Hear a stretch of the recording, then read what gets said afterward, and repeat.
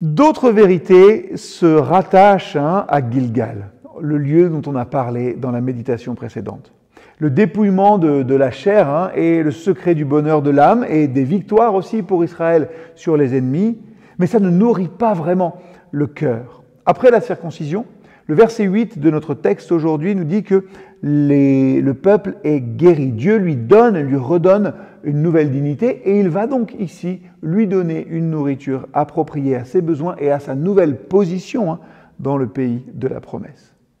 Et il est intéressant de voir qu'au moment où le peuple entre dans ce pays, il célèbre la Pâque. Il garde ainsi en mémoire la délivrance de l'Égypte. Dans la paix, avant les combats, le peuple racheté, vous et moi, nous devons sans cesse nous rappeler, nous reposer sur l'œuvre du Seigneur et nous nourrir de son sacrifice, qui est notre victoire. Dès le lendemain du jour du mémorial, Dieu change la nourriture de son peuple, la manne cesse, elle est remplacée par les produits du pays, le cru du pays, le vieux blé et le grain rôti. Le pain sans levain aussi, symbole pour le chrétien d'une marche séparée du mal, n'est pas oublié à cette occasion. Et nous chrétiens, peuple céleste, nous nous nourrissons d'un Christ qui est assis au ciel, à la droite de Dieu. Et c'est ça qu'évoque finalement le grain du pays et le grain rôti. Pour Israël, la manne a été remplacée par la nourriture du pays, lorsqu'il a quitté le pays, le désert, pour la terre promise.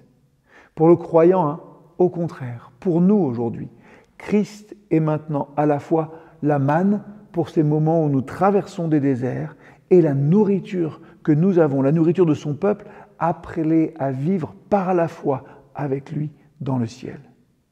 En résumé, notre vie doit se nourrir du souvenir de Christ sur la croix. C'est la Pâque qui est évoquée dans ce texte.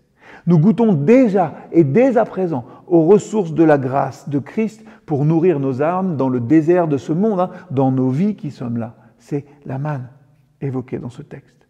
Enfin, nous pouvons en même temps jouir de Christ en qui se réalisent les desseins et les pensées éternelles de Dieu.